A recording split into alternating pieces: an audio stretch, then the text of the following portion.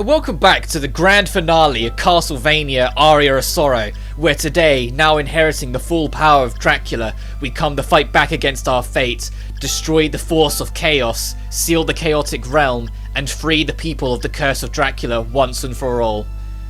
By doing so, freeing ourselves from the slight possession of Dracula as well, and regaining Soma Cruz. When you are ready, and only when you are ready, step through the final door. I'm finally here. I wonder if I can do this alone. You're not alone. What? Everyone remaining in the castle combined their powers to contact you. Does that mean they all know that I'm Dracula? Yes, our Ricardo told us everything. I bet they're all afraid of me. No, not at all. At first we were shocked, but everyone believes you'll get through this. I'm going to send you a message from them now. Listen. You'll visit my shop again, won't you? I'll be waiting for you. Good morning, Soma. I just heard about what happened to you. I told you this before. You are who you are, and you mustn't let him win. To the man who beat me, don't disappoint me now. This is your last chance, and ours as well. I'm counting on you. They're all rooting for me? You can do it, because I believe in you. Nina. Alright, here I go. And we're going to be pulled into this crazy portal and begin our fight against chaos, which begins kind of instantly. See? And it's like with all our powers getting robbed. Yeah, the color is color coordinated, but the three colored types of souls, if you want access to them during this fight, you need to kill these statues. So I'm going to prioritize this blue one because I want my dash back. So then I can dodge this because there's a lot of abuse coming your way. The way this first phase works is that one of them will always be trying to lock onto you to send that stone dragon thing at you, while the others will make these crystal things to just spit at you here and there. The crystals aren't the threat, the giant fucking stone dragon thing is. And you'll see there, it will even show you which one is the one that started the lock on. So in that instance, it was the yellow one that started it, it's the yellow again. But because I'm evading it now, I've got my speed boost, it's not a threat. I go for the yellow second for Headhunter, and then the red last because I don't really use like Flame Demon and whatnot in the fight. Once you've destroyed all three statues and gained your power back, the first phase is defeated, but that does not mean it's over. This second phase, the core in the dead center of the screen is what you're trying to kill. However, if you attack it right now, you will do minuscule damage. Instead, these red eyeballs in the corners of the arena, once destroyed, reduce its defense stage by stage, whilst this serpent of skeletal proportions wandering around is just a constant threat. These electric balls moving around, be extremely wary of them. Be extremely wary of them. If they touch you, they will latch on and then self-destruct and do insane damage. And it's something that to be a threat on normal mode. On hard mode, it can straight up fucking instant kill you if you're not careful. If two of them touch you at once, you better power heal, because you will die. The only other real attack to be wary of is that there's a giant version of that ball that gets sent around that will just bounce and knock you around. And there's every now and then the core in the middle will make a circle of spikes and it will shoot them out in the order they appear. So as you can see there, that's what I mean. So you can be avoided them if you're just paying attention. Once all four of the eyeballs have been destroyed though, then prioritize the core because you'll be doing max damage. Yeah, I need to heal. That's... yeah, 133 per pop of that. If all four of them touch you, just think about the damage that would just rip out on you. Like, that would kill us at our health. But speaking of killing, despite being the final boss, it doesn't have too much health. And this is a common problem with like every final boss in the 2D Vania lineup. You're usually powerful enough that the final bosses aren't too big of a threat once you get there. If anything, I'd say this one and Dawn of Sorrow are the only real... like major exceptions, it feels like, because this fight you can get wrecked by surprise if you're not ready for it, and Dawn of Sorrow is genuinely a hard fight at the final boss. But most other Castlevanias have kind of underwhelming final bosses, and it's just kind of like a general rule. Like, it's not Harmony of Dissonance bad, like Harmony of Dissonance is the worst offender, but as a general rule, don't expect too much from the final bosses in the series. It's about the journey to get there, the journey that we have now vanquished and accomplished. Hello, Soma. Congratulations. I've got another job that I must attend to, so I have to go now. When I heard you were Dracula, I was shocked. I was also just waking up, you know. If you think about it, though, everything turned out okay. I'll never forget your strength and courage, and I haven't thanked you yet for rescuing me, so thanks. You're like a younger brother to me. It was fun, and I hope we meet again. Goodbye. Hey there, much obliged for your business at my shop. Back at the castle, I realized my true calling. Fighting's not for me. I think I'll quit the army and open up a shop sometime soon. Promise me you'll come. I'll give you a good deal. You fought well. When we fled the castle, I felt the power from Vampire Killer fading away. I don't know what that means, but I won't be able to do anything for the time being. Farewell. May we meet again. The path you took was the most challenging one. You did well. For God to be good, evil is an absolute necessity in this world. In the future, someone may follow again in Dracula's dark footsteps. At that time, perhaps we'll meet again. Farewell. In my mother's name, I send thanks to you. Wake up! Wake up! Wake!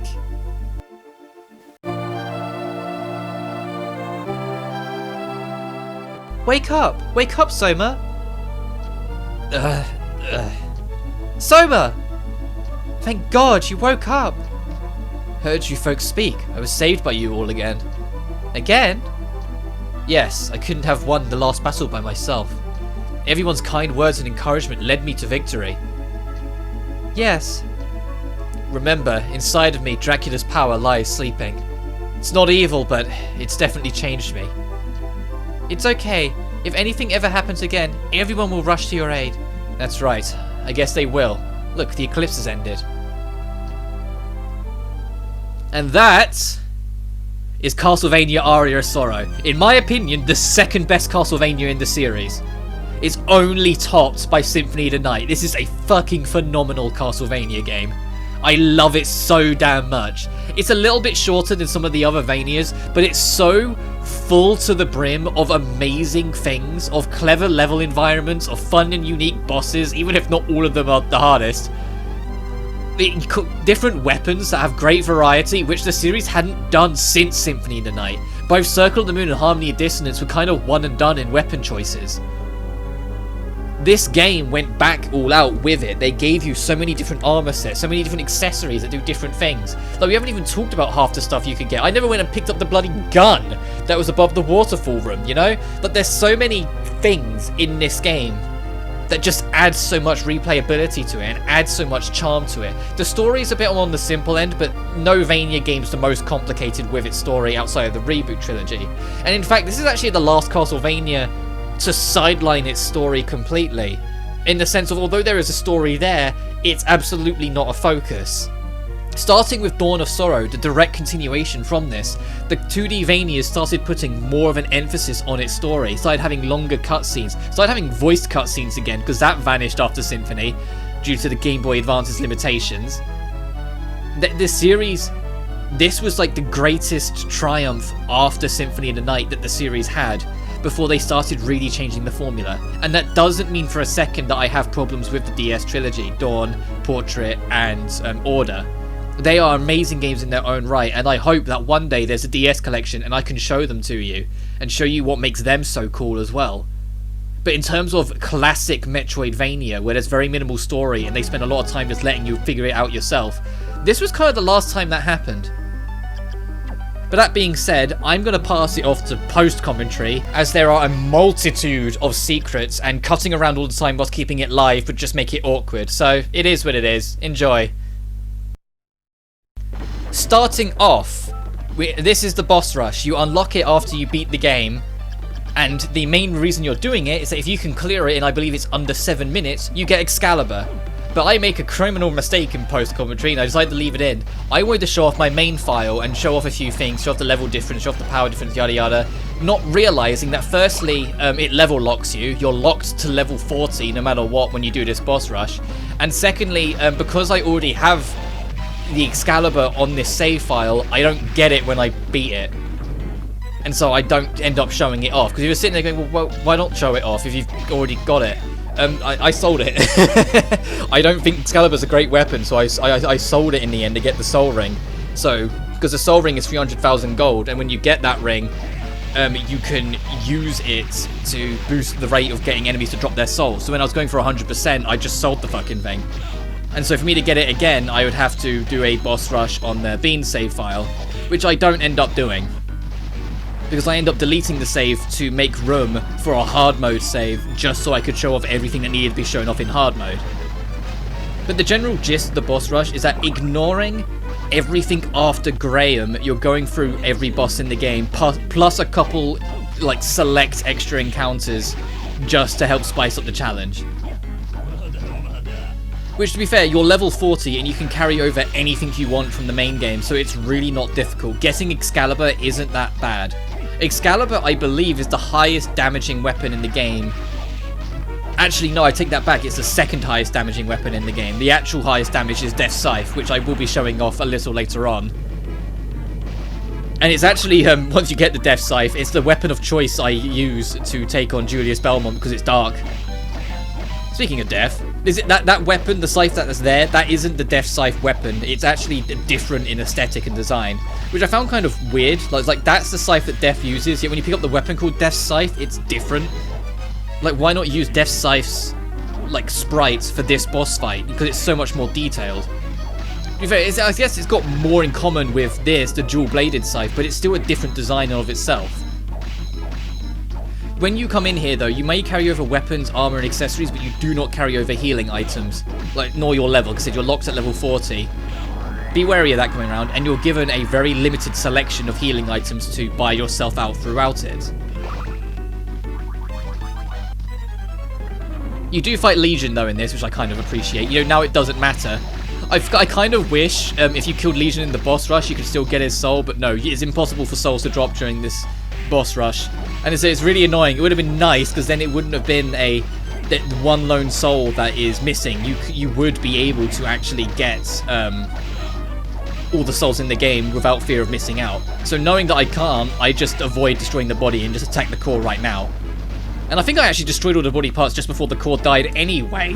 I think that was like just by a split second there I got it.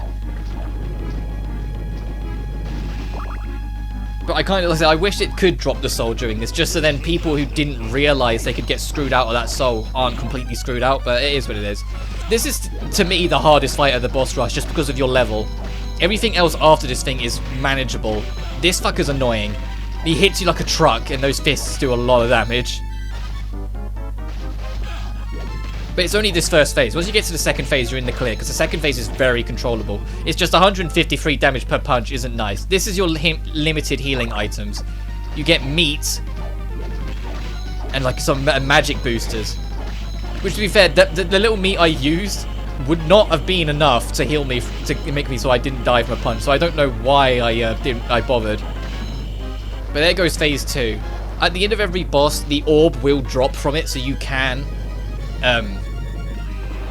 thankfully get your full health restore after every single fight. But after that, you're straight to Graham. And this is the last fight of the boss rush. And hey, look, we can finally show off that attack I didn't get to show off because I killed him too quickly last time. Because we've still got the most, in my opinion, the best weapon in the game. Because of the fact it's Holy Elemental. Is that it doesn't have the highest damage in the game, but in terms of its usability and what it can accomplish, and the fact it's a fucking light weapon, so you can spam it off jumps like this, in my opinion, it's by far the best weapon in the game. Because the two stronger weapons in it, in terms of damage, Excalibur and Death Scythe, both count as heavy weapons, so you can't do the jump trick. Even if you jump and then swing, Soma will have to recover when he touches the ground. Like, he will stagger and finish the animation. The animation doesn't get cut out like it does with light weapons. Are we there yet? There we go. As in, with this fight, the first two phases are more threatening than the third. Although the third has a very threatening look, it's this easy. You just move left to right and pay attention and don't accidentally slide jump like I did there. That's all that was. That was me accidentally pressing a button and so slid into the laser. The laser does really hurt. You saw it took us like a third of my health off. But the odds of the laser hitting you is extremely unlikely, in my opinion. Once you realise that the strategy of this fight is literally left, right, left, right, left, right, it falls apart. And that's it. That's the entire boss rush. Once you go through this door, you'll get Excalibur if you've done it quick. But because I've already done it, I got a potion, which is a bit of a dick move on the game's part, but it is what it is. And then it does the game over screen, because where else can it put you? It just ends. But that will, once you have Excalibur, it'll carry over. The next thing of showing off is that if you make your save file Julius, as in let's say you name your save file Julius, you'll play as him, and you can go through the entire game as him. He has pretty much every single field ability. He will automatically sink into the water, and he has all the classic sub-weapons and an item crash. And he moves like 20% faster than Soma to make up for the fact that he doesn't get like the winged armor, so can't glide across gaps. So he just gets better momentum so you can make those jumps easily. The way this works is that he doesn't level up. Well, he does it in a traditional sense. Essentially, every time you kill a boss, he gains more attack and more defense. But that's it. Enemies don't matter. Nothing else matters. So the entire purpose of Julius mode is kill every boss. The game ends when you kill Graham. You don't do anything beyond Graham. You don't go fight Chaos or anything. So it's literally, there goes Creaking Skull. Just kill every boss and go straight for Graham. If you're in for a challenge run, you're welcome to beeline, because you've got the ability to do so, straight for Graham and fight him super underpowered. Everything beyond this point now to show off is all hard mode stuff. So over here in the melon room, there's the Kaiser Knuckle that we can pick up, which allows you to embrace your inner JoJo. Because the Castlevania series has always had a few JoJo references here, there and everywhere. So yeah, enjoy that. On your way through the clock tower, there's a cloak you can't quite reach. I show this as well because I don't think I ever picked it up, the Mistane.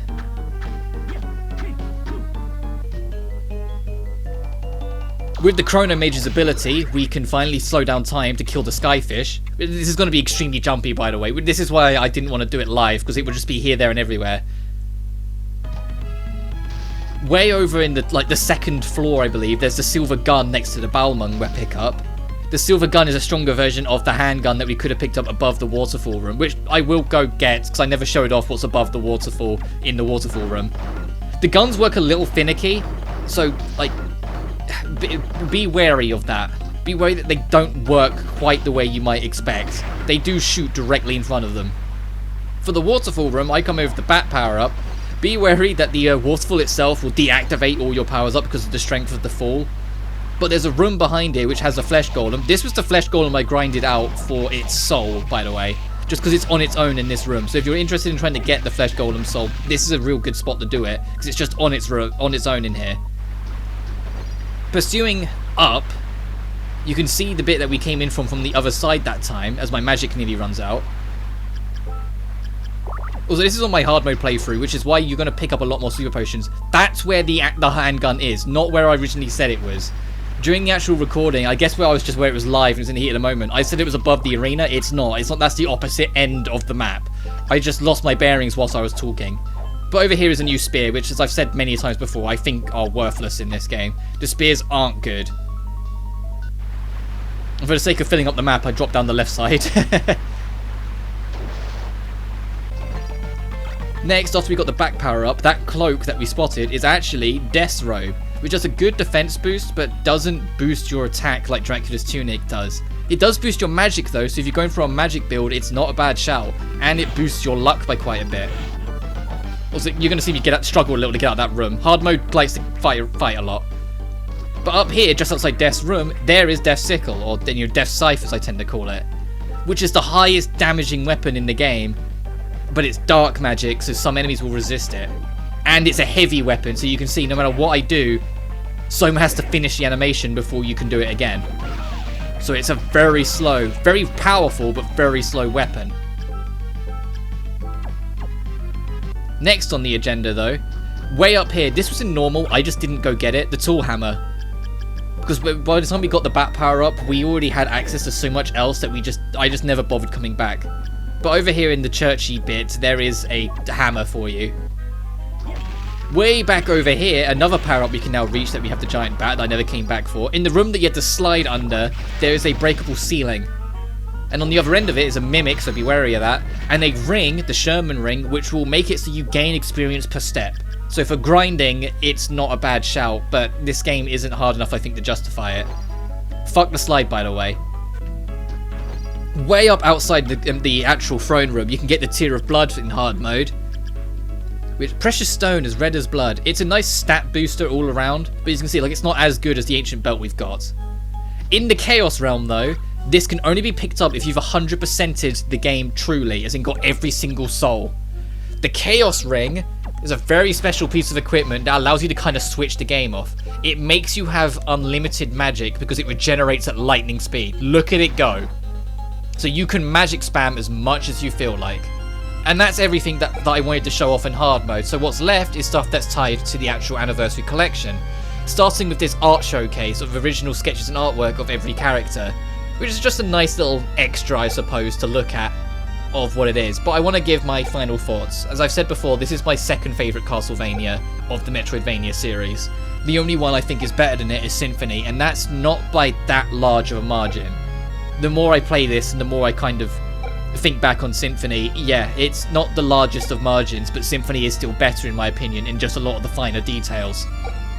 But this game is phenomenal. This game is worth giving a shot, and I cannot stress enough, pick up the Advanced Collection, because all 3 games in this collection, well I say that 4 because it's got Dracula X, are worth trying. Although I have my grievances with Harmony and Dissonance, it doesn't change the fact the whole trilogy is really worth your time, and you'll have a lot of fun doing it. I really, really love Aria of Sorrow, and if you've ever had an interest in the Metroidvania series, but find some of the more recent ones a little bit daunting because of how difficult they tend to be, like Hollow Knight, like Metroid Dread more recently, some of these older Vanias are a perfect gateway, because they're just that bit more manageable, they're just that bit more easier. I would highly recommend giving Aria of Sorrow a shot, if you've ever had an interest in Metroidvanias and want to find out what they're like, while at the same time not getting your hair ripped out because of how tough they can be. But that being said, I've gone on long enough. I hope you've enjoyed this. I've enjoyed it. Thank you so much for watching, and I will see you guys presumably in the next Final Fantasy part. But until then, you guys take care now. Peace.